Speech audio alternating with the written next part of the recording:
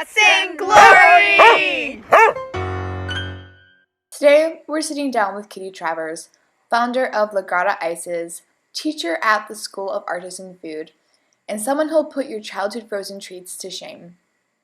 Now, I realize that releasing an episode all about ice cream in October may not seem like the most duh thing to do, but it is when said ice creams are seasonal, local, and this month's flavors happen to be Bergamot Cream, Rye Rum Raisin, and Nectarine de Vigne. Vanya? Excuse my pronunciation. Anyway, from London to New York and back again, with many Italian layovers in between, I can't think of a better way than to rein in this season's chill with a few well-deserved scoops of brain freeze a la Kitty. She operates from out of her ice cream shed, macerating, steeping, churning out ice creams that taste of an ecosystem in its entirety, provoked by the use of whole foods, the pits and the leaves, the unapologetic value of fats, and smatterings of herbs. Hint: tomatoes and seaweeds have a place in these palates too. Attention all earbuds on how to serve with intention, navigating the taste buds of children all too easily bedazzled by brand name, and how beyond what turns up on your plate, the farmer's market makes for a place of human connection and presence. This is Freshly Churned with Kitty Travers. A quick heads up, we're dealing with an overseas conversation here, so the audio may reflect this. Coming to you from London, UK, and Amsterdam, the Netherlands. Oh God, that's a deep one. Early morning. To the deep end. Well, in terms, hang on a second. Let me think. I mean, in a way, I suppose I was quite greedy as a child. And I loved, it was a funny one. I mean, I think I was quite greedy. I can't even remember now. But then I kind of and I was interested. Was I interested in food? Well, I had a funny time when I was little growing up with food because we, funnily enough, were quite hard up as a family. And so there wasn't, we didn't have kind of treats and like very occasionally, but we didn't have kind of gorgeous food when we were little and loads of lovely stuff. It was very much kind of like a weekly supermarket shop of very, very basic ingredients, and then they were sort of kept out of reach. So I enjoyed cooking, but, it's not compared to my life now where I have, surround myself with gorgeous ingredients to use. It was quite sparse, I suppose. But when I was growing up, I got a bit waylaid and I had lots of other ideas about things that I thought I would do when I was older and kind of plans. I had some crazy ideas. I wanted to have a nightclub at one point. Oh, wow. And I wanted to... what did I want to do? I tried sort of different things and I went to art school, but in the end I sort of came back round to food because that was the thing that I found myself mostly doing and kind of thinking about day to day. You kind of see that reflection of it's almost this aspect that was kind of not so available in terms of indulging yourself, and then that's the thing that you almost turned to and made that your trajectory. I suppose so. I mean, I grew up in sort of 70s suburban Britain, and the choice of what was on offer in terms of food then compared to now is so different. And the way I live my life compared to the way my mum looked after us 3 kids, and kind of the way she fed us is really different. I mean, yeah, it was very much dictated by what was available in the Sainsbury's basic range when I was growing up. And now we shop in markets and we can get ingredients from anywhere around the world, and I get all this incredible produce from Italy, and it's so kind of gorgeous and glamorous. And then it was very, very, very basic. Yeah. And but I certainly didn't miss it then, because I didn't know it existed. So it was all good. It was all fine. But yeah. Yeah. And how would you describe yourself now? In terms of how you feel you've evolved as a person. Well, I think where I think it came from, the way I've evolved as a person, and comes from, I suppose, a bit of self-education in a way, because I didn't go very far with my education at school. I did my GCSEs here in Britain, and then I sort of tried to do A-levels, but didn't do very well at them at all. And so I think the way I ended up evolving as a person was by traveling as much as possible. From when I was about 15 years old, I just started going to Italy, and it was when the era of the really cheap flights started. We had an airline called Go Airline, and I would just I worked when I was 15. I went to Italy sort of for the first time and worked as an au pair girl for quite a well-off family who lived near Milan, and it was just before I started A-level college, and I think that I have very strong memories about the food from that trip, and I think that probably had forged, a path for me in a way, because it opened up my ideas about food, and then from then on, kind of this obsession with Italy grew, and I just wanted to keep going back as much as possible and learning more about it.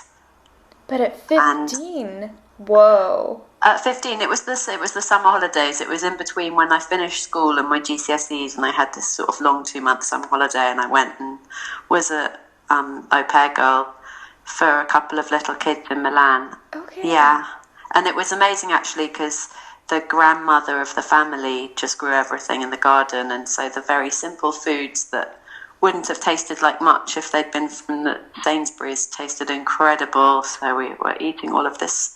She'd just go out with a basket and pick all of these foods every day. And I remember going in shopping in delicatessens, and the really strong smell coming from the delis of all the cheeses and the fresh pasta, and it was really, it's still really memorable, those kind of smells.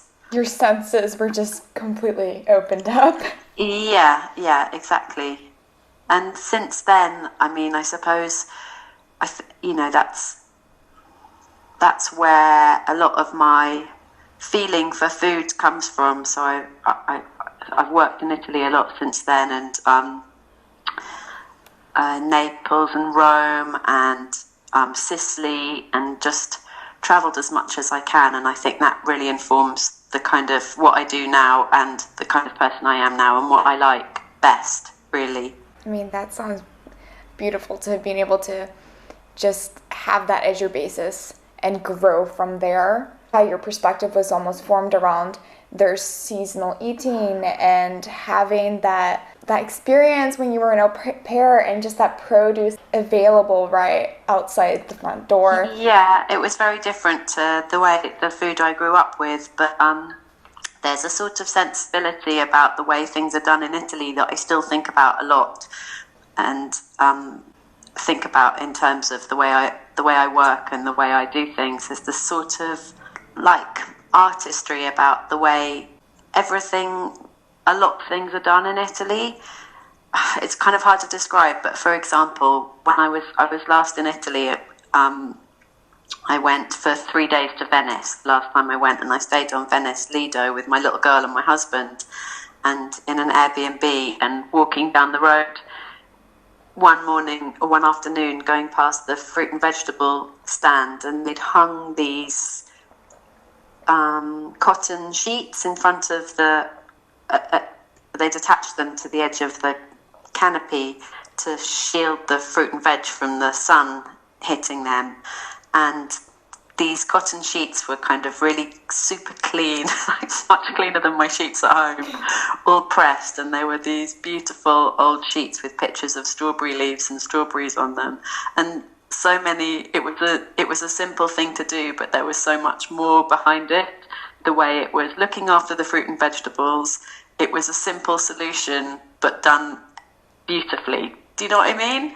Sort of, someone had pressed those towels, someone had bleached them and made sure that they were really clean. Someone had chosen old sheets, maybe old bedding that really complemented the fruit and vegetable, and everything about it was beautiful and simple. And there's this, and I talked about it to my husband, and he was like, "Oh, that's because we're in Venice and it's quite posh here." And I was like, "No, that's just the way."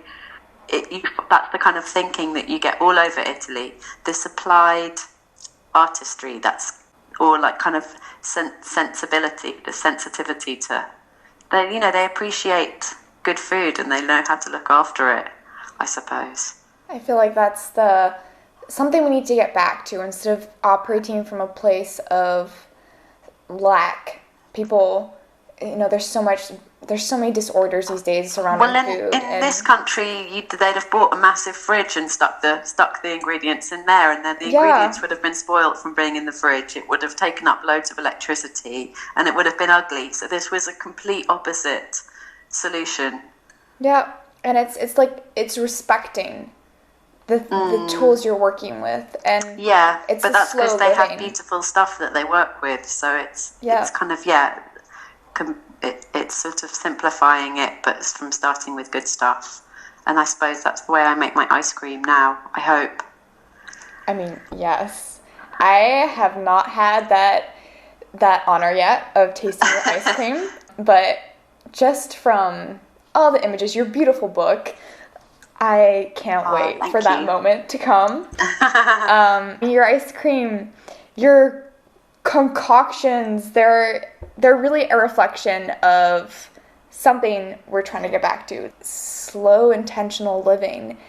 And whether that be in food, I mean, we see it reflected in like a lot of different industries now, and like fashion, but we kind of have converted our way of living into simple, fast. We want it snappy. We have no patience. And that goes back to sticking everything in the freezer or the fridge. It's like we don't really have intention or anything like that towards what we're consuming. And I really like that that's the transition we're making now. Well, I just think it should be, I mean, it's the transition that some of us are making, but I'm really conscious of the divide in the way people eat nowadays, and I kind of fear that it's becoming worse and, it's becoming greater. And I really wish that there was more, starting in a base level for everyone in education and schools and stuff. But everyone seems to look for solutions rather than sort of cures, if you know what I mean, like starting from scratch with good cooking instead of, adding extra things into the mix to cure the ills. Yeah, it's the way people eat today.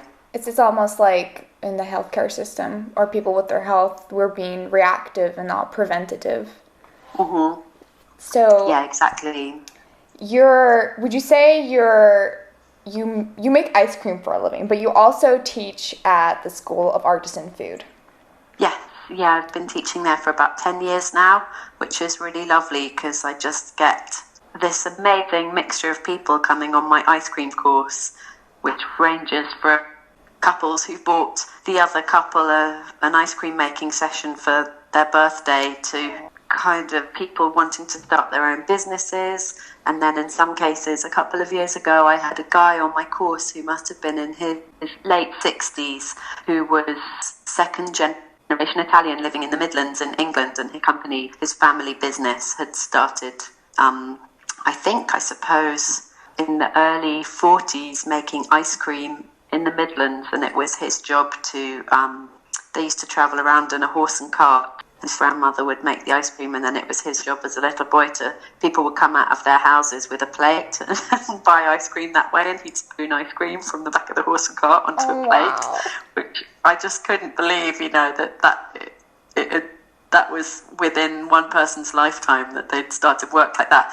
But then his company had grown really big, and he was doing my course to kind of bring it back to a little to how it used to be. So all sorts. It's really fun, and we just talk about ice cream all day long, which I love. There are so many different. Everyone has an ice cream favourite, and there are so many different ways of making it, and it's just an interesting subject to me. Yes, but before we get into the frozen goods, I really want to touch on your culinary journey this far and kind of backtracking, like what has that looked like in forming the way you make ice cream now? Because where you studied from in New York to working at Otto as well in New York, and you were a former pastry chef at St. John Bread and Wine. Yes, that's right. Yeah, so I mean, like, you have so many stories, and I'd love if we could delve a little deeper into that. Well, I was I think at the time in London, I was working for a delicatessen. I spent a couple of years working for sort of different delis, literally being a ham and cheese slicer or making sandwiches and sort of skirting around food, but not really committing to anything serious, and then just going off on holiday as much as I possibly could, saving up and then going away. And then I had a friend who won a scholarship to Columbia University, an old school friend, and she started sending these emails, and it was very early days for email, for me at least, because this was in 2002, from her, student digs in New York, and I was just incredibly envious of what she was doing, and dying to have an experience like that. And I'd been given a bit of money. My grandmother died in, I think, maybe the year before, and I had about £10,000 saved. I'd been given in her will, and I decided to spend it on going to this quite amazing culinary school in New York. And it's called it's called a professional chef diploma, but I really did it because I wanted to be in New York, and I sort of thought that afterwards I might get a job working for Jeffrey Steingarten, who was a writer who wrote this amazing book that I loved, where he had a big chapter about ice cream making, and so I just thought, this is my way of getting to him and having a great time in New York. And I went and did this chef diploma, which was for about 9 months, and what ended up happening was that I just loved it. I just enjoyed it so much. I enjoyed every minute, and I was really good at it. I hadn't had that kind of feeling at school before that. I hadn't really had any success at school or been good at anything really up to that point, and it was a huge deal for me. So, and of course, living in New York 20 years ago was amazing. Yes. And I had the time of my life, and I ended up by doing a stage at Otto at the end, and it was my way of getting into a kitchen, and the course was really good because it gave me the sort of basic skills and confidence to be able to work in a kitchen and not be completely annoying and in the way.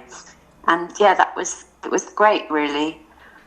But I was obviously really lucky to have been able to have that experience, because if I hadn't, I don't know, I'd still be a sandwich maker somewhere. It was really a gift being able to have that kind of education that I really value now.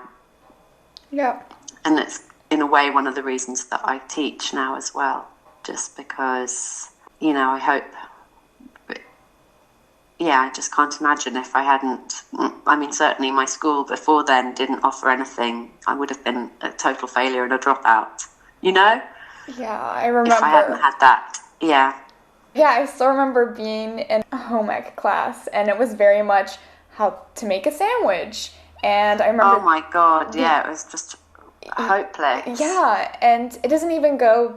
it's asking for a lot, but today you see so much effort being put into grains and the different types of grains, and there's so many different ways to even make bread. And back then it's you go to Tesco's, buy the white bread, you slather some ham on there. You don't know what part of the animal it kind of comes from. Yeah, it's true. Yeah, I feel enormously privileged to have been able to spend the time I have in Italy and have, a better understanding of food and ingredients. And I mean, certainly, like my home ec class was the same. It was, let's make sausage rolls by buying some sausages and some ready-made pastry and then rolling them together. It's just crazy, and the magic that comes from properly cooking and making your own bread and making your own ice cream similar, like the joy you get because of seeing the change in the process, the chemical sort of change, is something you don't forget, Yeah. It's great. I mean, the way it brings people together, how we connect over nourishment there's nothing like it. Yeah. I think there's just a law of alchemy to cooking, working with ingredients, and we have our logic and taste buds, but I think that, would you agree that intuition is, if not the most important tool when you're in the kitchen? Well, you have to, with ice cream making, there's things that I've sort of learnt along the way that come from trial and error rather than intuition, I think. So maybe practicing, but certainly tasting all the time is really, really key to cooking. And then it comes to, and I mean tasting everything, like tasting the fruits, tasting the milk, tasting the eggs, and each separate ingredient I know is delicious before it even gets made into the ice cream. Intuition, I think having a really strong interest in plants and growing informs a lot of my ice cream making. So in terms of kind of thinking or perhaps having an intuition of what flavors go together. Yeah. So I all think that things that grow at the same time, I'm always kind of smelling stuff and smelling plants, and I'm really interested in it and where things come from, and I think that can give you clues as to what flavours go together well. I always really remember when I was at culinary school, when we had our degree sort of, of what was it called? Like the sort of, when we graduated from culinary school, having to cook this one dish for the teachers, and the girl that I was working with making a dish of grilled chicken with coffee and mint sauce. Whoa. Just thinking, wow, that's such a bonkers idea. I'd never have thought of that. Yeah. The flavour of grilled meat with coffee and mint. So, it's a brave idea, but I think the way I would approach flavours going together is more, you can say intuitive, but maybe there's something more behind it. It's just always sort of smelling stuff and things reminding me of other things, and it comes from, again, maybe just not knowledge, but sort of a love of these things. So a knowledge in that way, I suppose. Yeah. Yeah. It's my passionate interest. I'm a leaf sniffer. I kind of go around always smelling plants and looking at them, being quite obsessed by them. Yeah, I'm right there with you. And even when you go to the farmer's market and you're checking the fruit, or when it comes to watermelon season, you're always knocking on them. Yeah, flavours, I can think of one of the recipes in my book is wild fig and watermelon, and that came from travelling in Sardinia and just seeing all of this stuff growing all of these figs and amazing plants growing by the roadside. And it was exactly the same season that there were tons of cheap, amazing watermelons. And I've been looking for a way of thickening the watermelon sorbet and giving it structure, because watermelon's just like water once you blend it. Yeah. And the flavours just go really, really well together. The kind of purple figs and the dark red watermelon juice, and it just works because it reminds you of that place, and that place at a really certain point in time, like late summer. So it has all of those associations and feelings. Yeah. For me. Experiential. Attached to it. Yeah.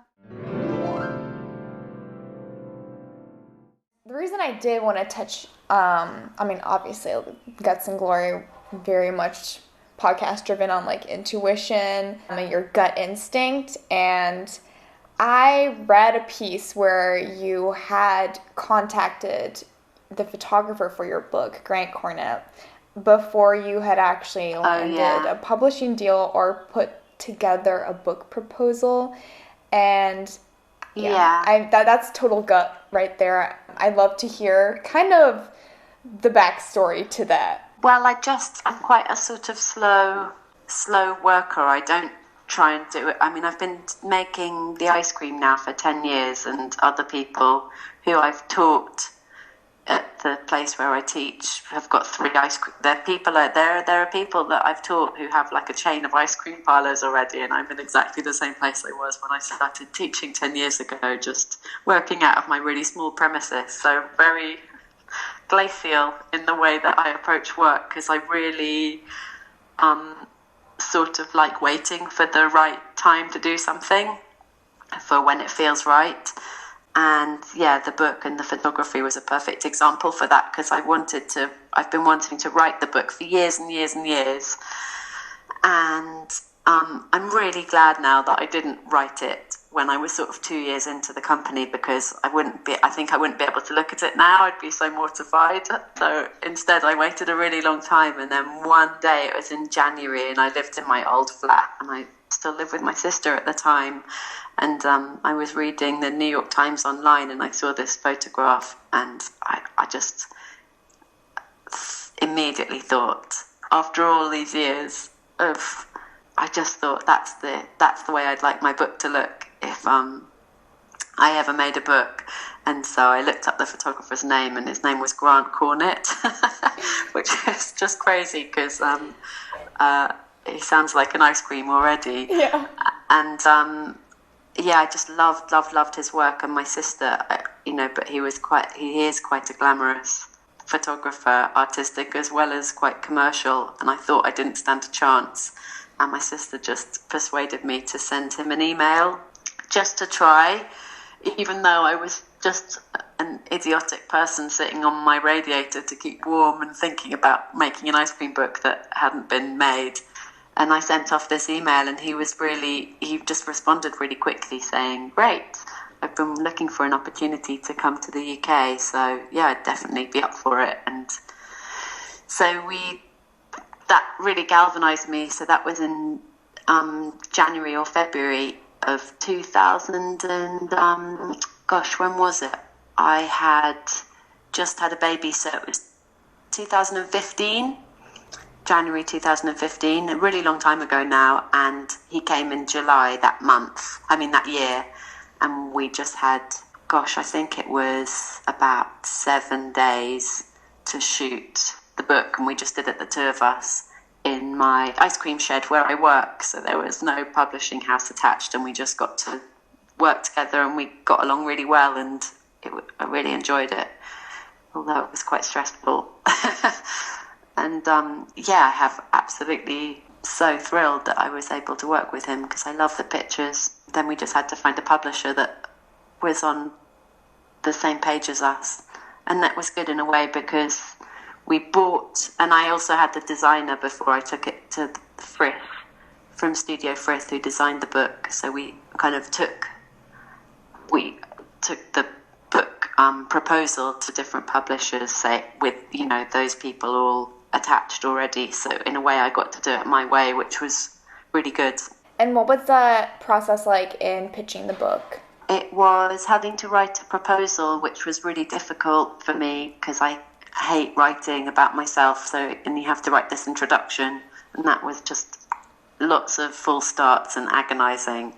And then once I was over that bit, then you have to write sort of 5 different recipes as sample recipes, and that bit I really enjoyed, and it came really easily after all of these years of procrastinating and putting it off. And then once we had a deal with Square Peg Publishers, who are part of Penguin Random House, then I did it all in about 6 weeks. I guess it was the following winter after taking those pictures, so I wasn't too busy at work, and I had new baby who my mum spent a lot of time looking after, and I just went to reference libraries and spent about 6 weeks and wrote it all and loved it, really enjoyed it. I mean, yeah, the book is amazing. Thank you. And it's completely, I mean, you completely changed my perspective on ice cream. I haven't even tasted your ice cream yet. I was just going over the recipes and showing them to well, that family. makes me very happy, because I like to think that it's the kind of book that you can enjoy reading without having to make it ice cream. I really wanted to ask, what are some preconceived notions you found that, say, the everyday consumer or some of your students who aren't so familiar with ice cream making but do take your course, what are their thoughts about ice cream, and then how would you like to educate people on the potential of ice cream, and what do you want them to take away from experiencing yours? I think I kind of see it when I'm teaching. I would say, as far as preconceived ideas go, the way I see the day unfold when I teach is we talk a lot in the beginning, and I give them quite a lot of information that's quite a lot to take in. And the recipes that I teach, I think you see a lot of recipes, especially in magazines, and I know from experience that the way I write out, magazines, food magazines and journalists like to present recipes in as simple a way as possible, and it's the same when you see people demonstrating ice cream machines for sale. And in the media, ice cream journalists and people selling ice cream machines like to present ice cream in the very simplest way possible. So they'll say, mix a can of, if you go and see ice cream makers, people doing demos of how easy they are to use, very often they'll say, just, add a pot of strawberry yogurt in and a pot of cream, and you just pour it into the machine and churn it, and it's that simple. And when you eat kind of freshly made ice cream straight out of an ice cream machine, you can get away with making it like that in a very easy way, and it is, essentially just kind of frozen cold yogurt or frozen cream and fruit, and it will taste nice. But then if you want to put that in the freezer and it still to be good in a week's time or something, then you need to start applying a little bit of knowledge. And so at this point when I'm teaching, you kind of start to see people losing concentration and losing energy, because it's not that it's difficult to make, but there's just a little bit of, there are some tips that you can apply to making it, and a little bit of knowledge. It's not even skill so much, it's just a few, it's something that just takes a little bit of concentration, and it really repays. And so what I see is people interested in ice cream, and then they kind of, look over the recipes. And if you haven't approached a recipe before and have never made ice cream, then it can be a little bit like, seem to have quite a few stages.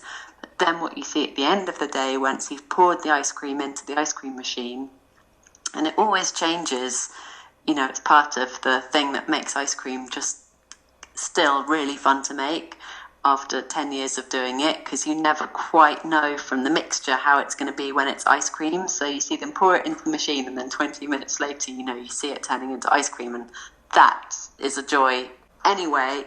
But then when you taste it and then you see people's reactions to the deliciousness of homemade ice cream, then it all sort of comes together, and it's brilliant, and it's just like the most satisfying fun thing you could make, because there's nothing like it, just having an ice cream machine in your own home and being able to eat freshly churned ice cream.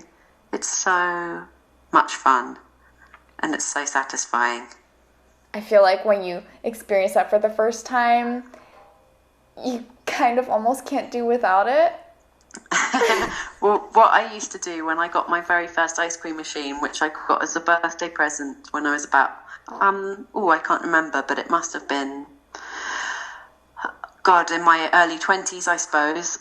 And what I used to do was, the first ice cream book I bought with recipes is a really, really good book by by Robin Weir. It's a really comprehensive book about the chemistry of ice cream, and it has loads of recipes.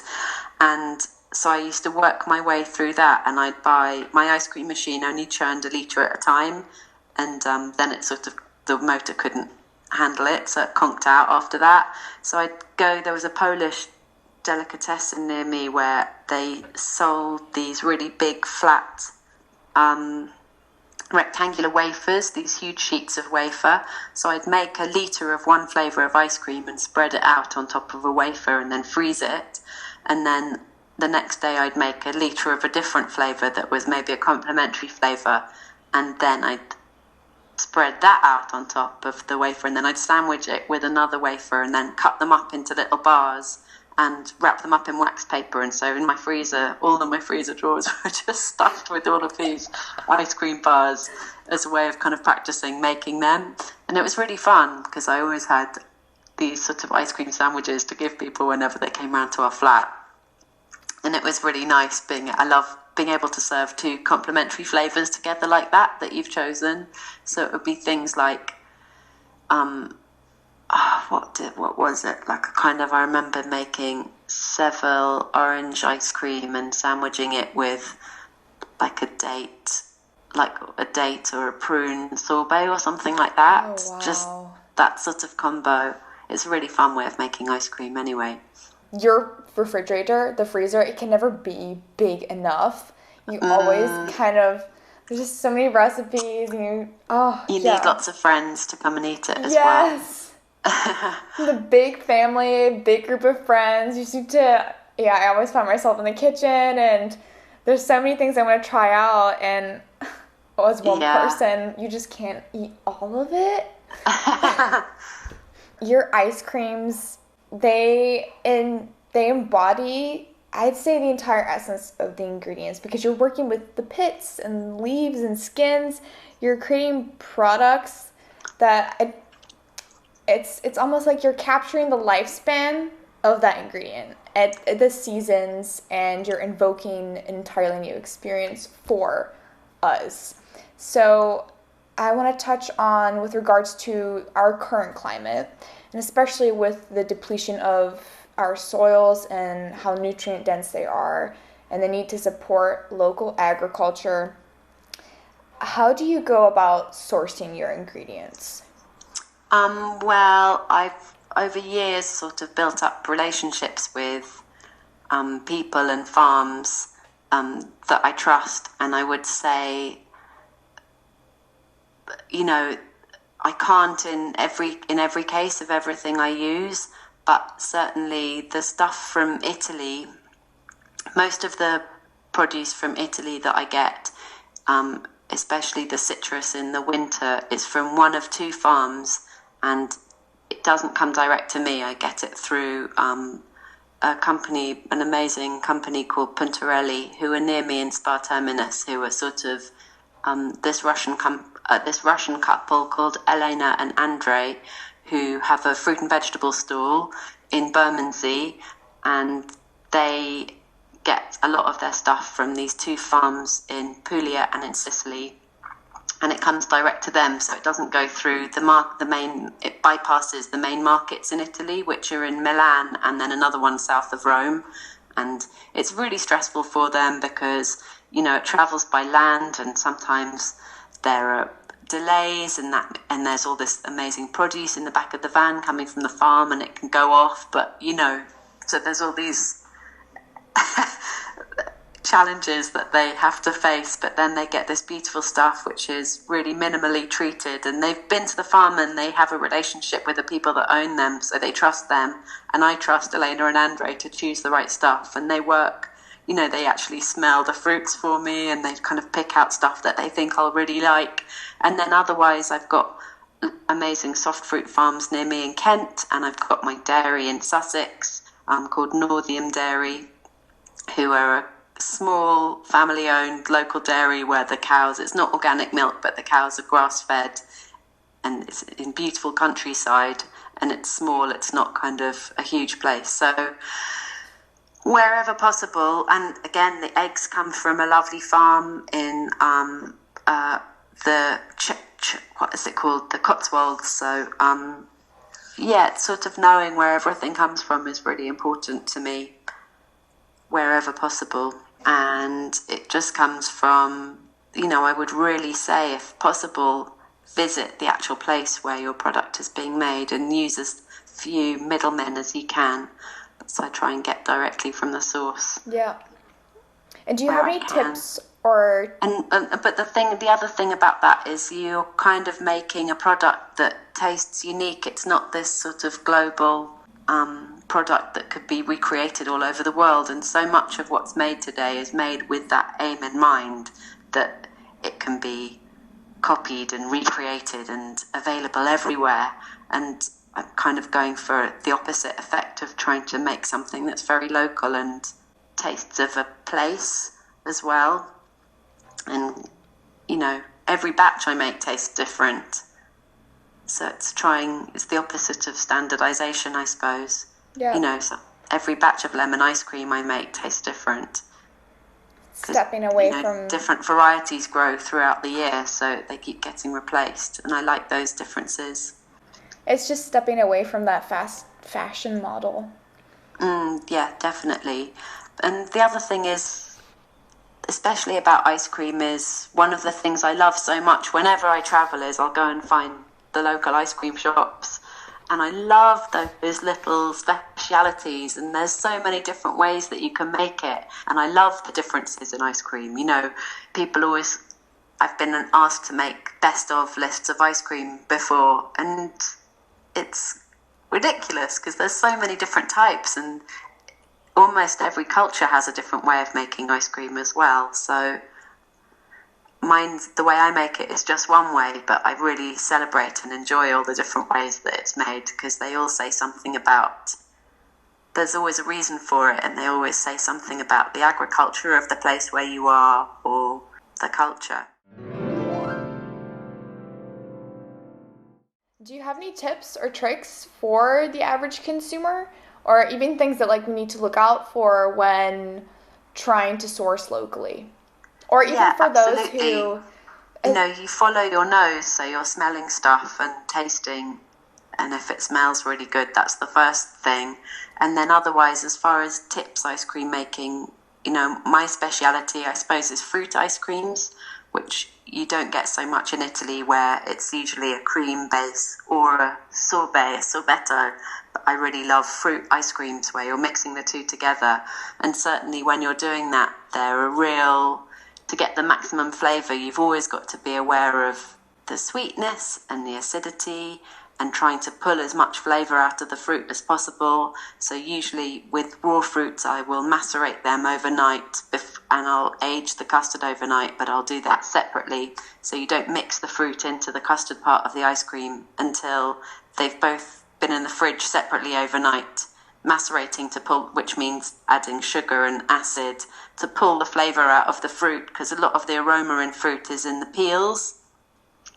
And then you kind of get the colour out and more juice out, and then you'll add that to the cold, thick custard cream and whiz them both together, and then sieve them, and then you pour that into a machine, and you get much brighter flavour and a more intense flavour, and you get a much brighter colour as well when you're making ice creams. So little tips like that help you get the best flavour out of it.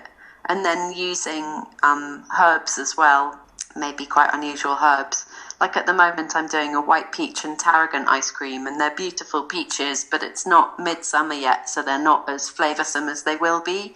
So adding tarragon to the custard and infusing that in the custard is a way of adding flavour, and it really complements the white peach. It just tastes so delicious. I mean, hearing all of this, I'm just like, you know what? After this, I need to have breakfast for lunch again. And make that an ice cream breakfast, yeah. For sure. Yeah, it's such fun making ice cream. It's really, I really recommend trying it.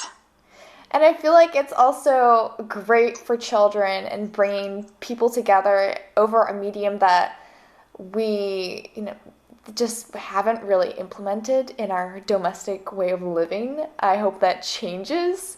But I also read that breakfast ice cream is something that you give your little girl as well. Not so much in London.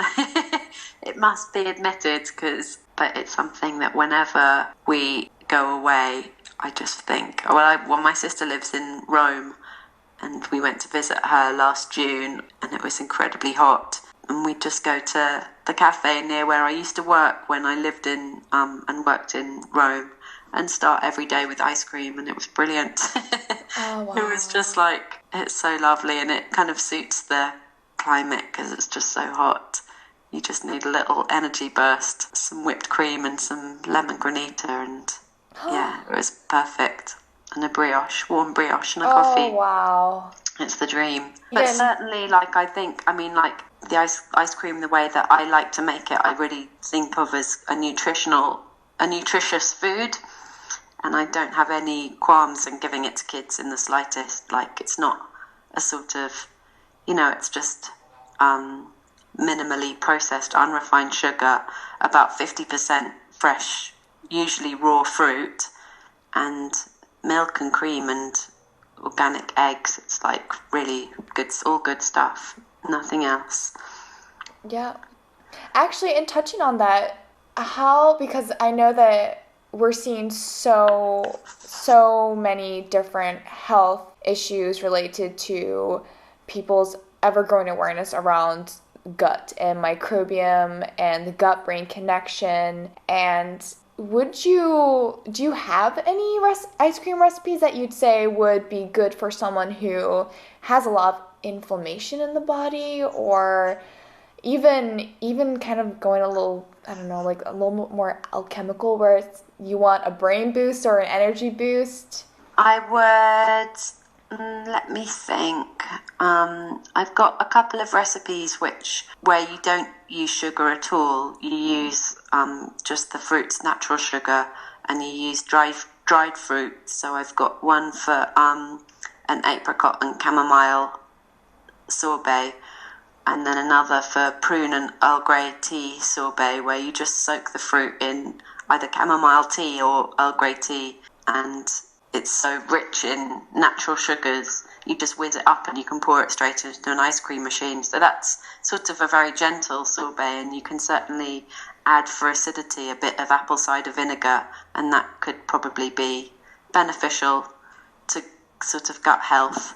But really, I think that the ice creams are especially well balanced themselves in a way in terms of food, and I think because they're made of these sort of minimally processed ingredients, they're sort of balanced in terms of fiber and fat, and your body understands what it's eating and it knows when it's had enough. It's not like using these strange sugars where they have different sweetness power compared to normal sugar. And I mean, I remember when I was little, when I went to art school, I started off going to art school and going to New York for the first time as part of an art school trip with my sister, and going into these delis and just having this incredible choice of all of these massive tubs of ice cream, and they'd all be fat-free and all these incredible flavours, and me and my sister would just be so excited, and we'd start every day by getting a huge tub of ice cream each and eating it on the subway to go wherever we were going that day. But at the same time, we're like, it's that kind of fat-free ice cream joke in like the fat-free frozen yogurt in Seinfeld episode of being so, excited. We were like, yeah, yay, we can eat the whole tub. But you sort of, there's always going to be a payoff. So instead of eating fat, they're just adding tons of sugar to it to compensate for the lack of flavour and texture in the fat. And you kind of just carry on eating it because you're looking for flavour and satisfaction. So you end up eating a whole tub of ice cream instead of a scoop of delicious ice cream, which is satisfying and feels good. And this also goes back to people kind of really getting back to a place where we shouldn't be scared of fat. Our bodies need fat. We need sugar. Our bodies process it all differently. It's just balance. Well, yeah, absolutely. It's just a little bit, and it's where the flavour is. And I would much rather have a scoop of nice, nutritious, natural ice cream for pudding instead of tons of weird stuff that has crazy amounts of sugar in, or weird oils. Or I feel like in a funny way, it took a lot of food education to get to that point, and it's not something that you find being pushed as a solution to health problems these days, because it's not a solution that's going to make anyone any money. So the huge food corporations with the power aren't selling that as a solution, whereas they are selling, soy milk or coconut oil or, agave or like all of these other things, because that's a product that you can sell. This is just, it's not as buzzwordy. It's just, the same as the food used to be made before people had health problems, really. I feel like it's also nice and easy on the digestion for those who may be suffering from irritable bowel syndrome as well, which is so prevalent these days. Well, one ice cream that I have been making a lot of recently, which is good as well, is sheep's milk ice cream. And sheep's milk, if you can get hold of it, is like the perfect milk for ice cream making.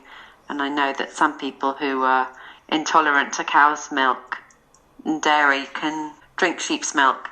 And it's really high in protein compared to cow's milk, so it gives the ice cream a really good structure. And it's delicious, so... We are trying to eat more seasonally, and I know that when I talk to my grandparents, to them, a tomato is a tomato. It doesn't really represent the entire flavor spectrum that you could potentially tap into. And I mean, it could be a killer pizza sauce, yeah, but we could pickle it, we can make a jam out of it, and you also use it in ice cream. So I feel like if we kind of know a little bit more on maceration and combinations or steeping, it would make eating seasonally a lot more exciting. What are your kind of favorite go-tos in terms of, combinations, brewing, techniques?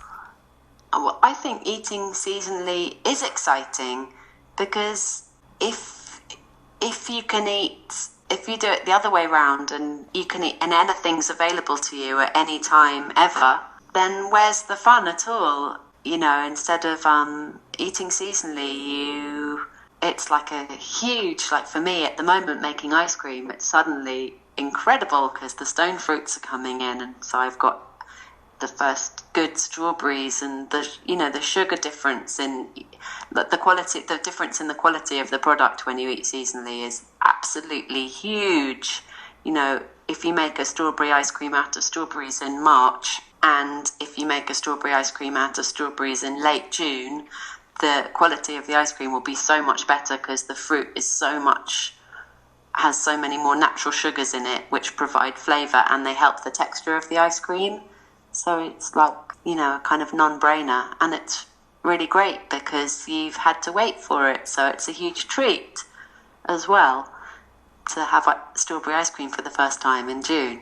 Your little girl, she's growing up with this. How have you seen this take form in her perspective with regards to food?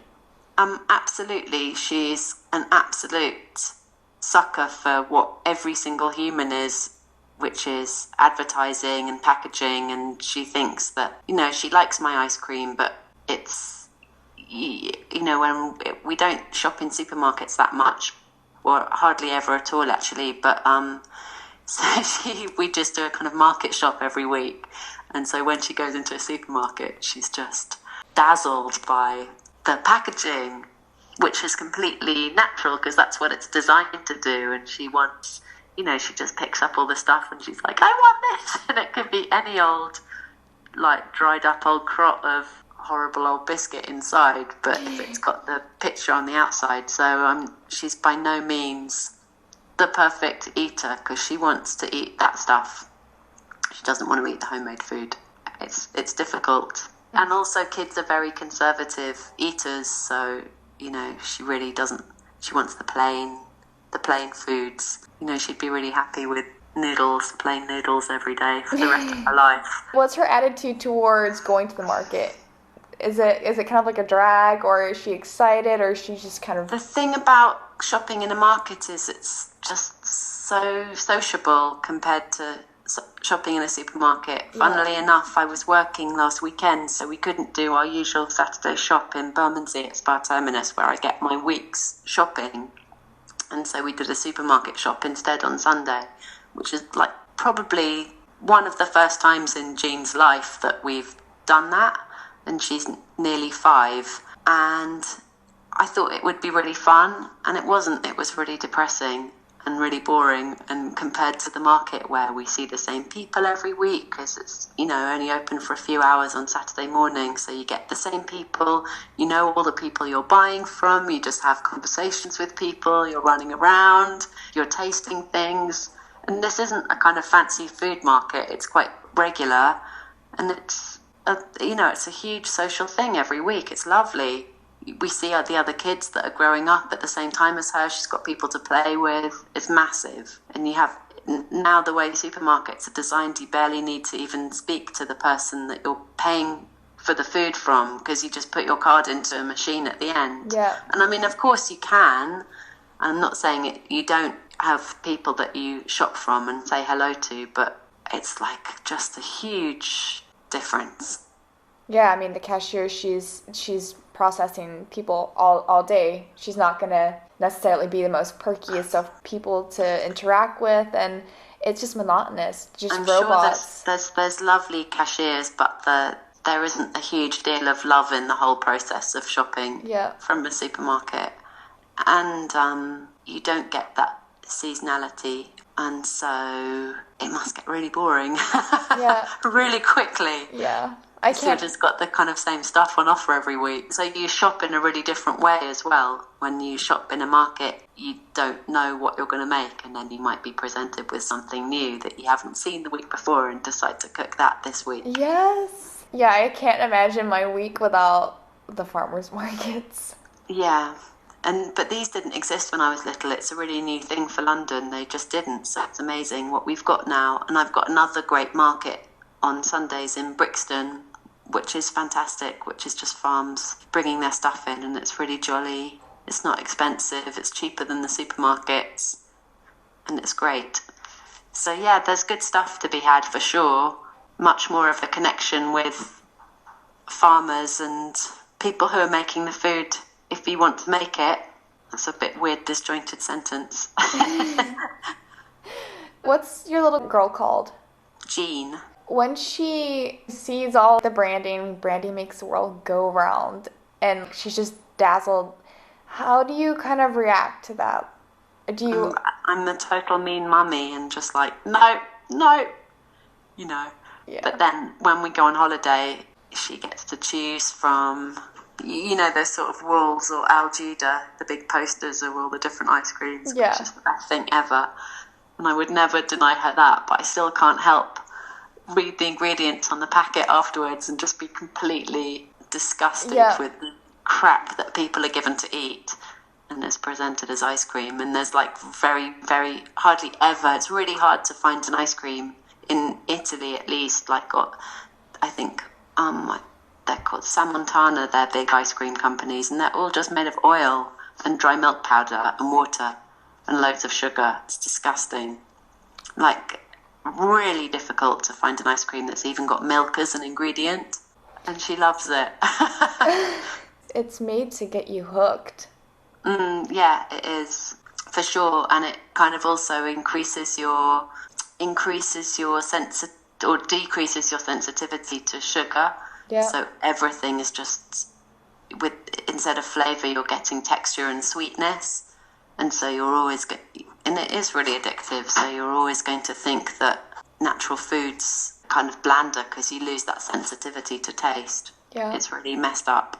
So I do feel like it's easy to get really overwhelmed, and it is depressing, but at the same time, there's so many amazing people and so many amazing initiatives for and sure. projects But happening. I have a lot of sympathy for people because it's my job, food, so I make it important to shop in markets because it's part of my job and to have these relationships with food makers. But certainly, like, it's people lead really busy lives nowadays, and it's time consuming and it takes time and effort, and people don't have the time, so it is really difficult as well. I mean, it's out there, but you need to have a bit of time to be able to It's definitely, shop that way.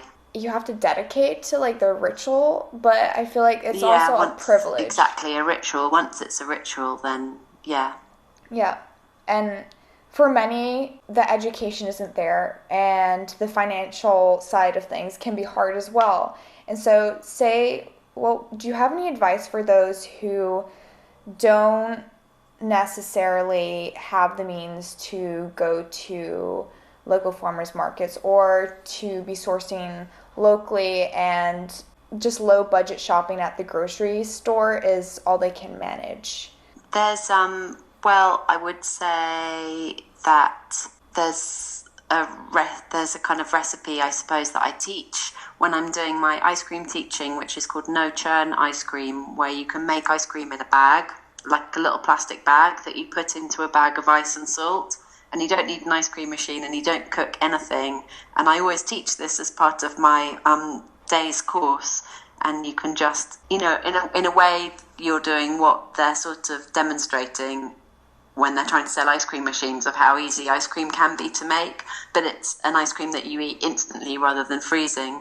And you can just, in a jar, mix together some milk and some cream and then sweeten it to taste with whatever you want, golden syrup or honey or brown sugar and a little bit of vanilla essence.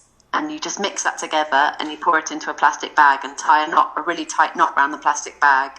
And then you put that into a bigger plastic bag that has ice cubes and salt. So you want 8 parts ice to 3 parts rock salt, and then you just shake it for 5 minutes. And then you take your little plastic bag of ice cream mix out, rinse the salt off really quickly under the tap, snip the corner off and squeeze it out, and you've got delicious ice cream. It takes 5 minutes. And apart from the cost of the bag of ice, maybe it's pennies, because it's just a little bit of, you can even make it with all milk and sugar.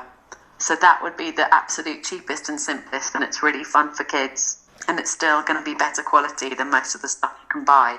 And what sugar would you advise on using? I'd use a muscovado sugar, because that's the most flavoursome, and I would try and use a nice organic milk and a little bit of cream. I want to know what the weirdest frozen concoction you've come up with. Oh gosh. Oh God, I can never remember. I made a terrible ice cream once where I made a pea pod ice cream, which can be delicious, but you have to use the peas really quickly because they're so fresh. So I blanched the peas in their pods in the milk, and the pods flavour the milk, and then you take the peas out and you blend them into the ice cream. But I didn't have time to do it, so I did the stage of it. I blanched the peas and then I refrigerated them for a day before adding them to the milk, and they fermented. And they made this, when I blended them into the milk, they kind of pureed into this slightly yellowing pea puree that tasted of cheese. That was maybe the worst disaster. It tasted like cheesy peas ice cream. It was disgusting. Oh. And what's the biggest win? It was a win? bummer. Sorry? The biggest, the win. Like something that you thought might be a little, but kind of blew you away. Oh God, I can't think now. Or maybe the one that we've made really recently, which is called Bunch of Herbs ice cream. So it was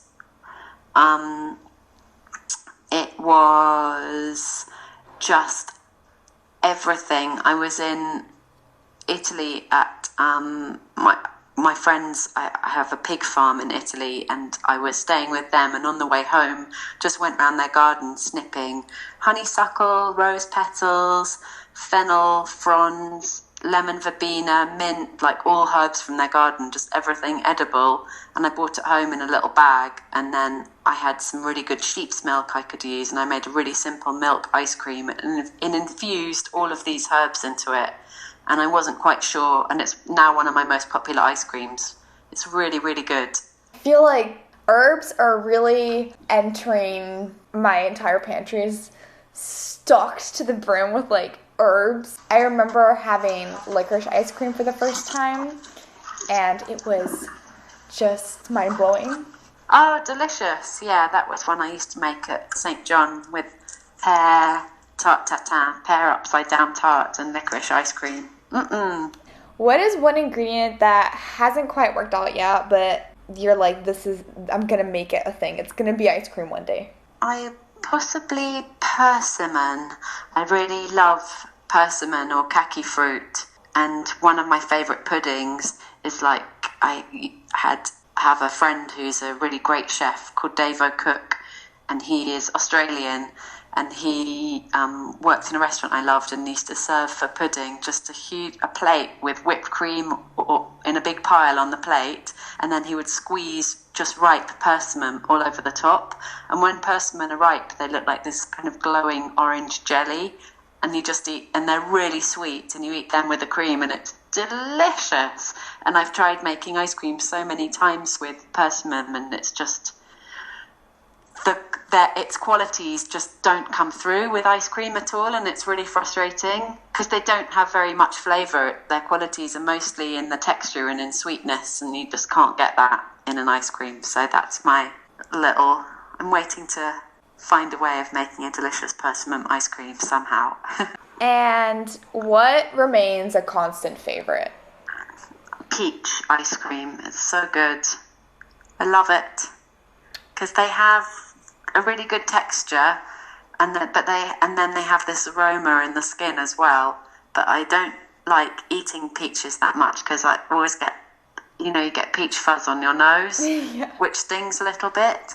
So it's a way of getting the smell and the aroma and the taste of a peach in this really gorgeous textured ice cream.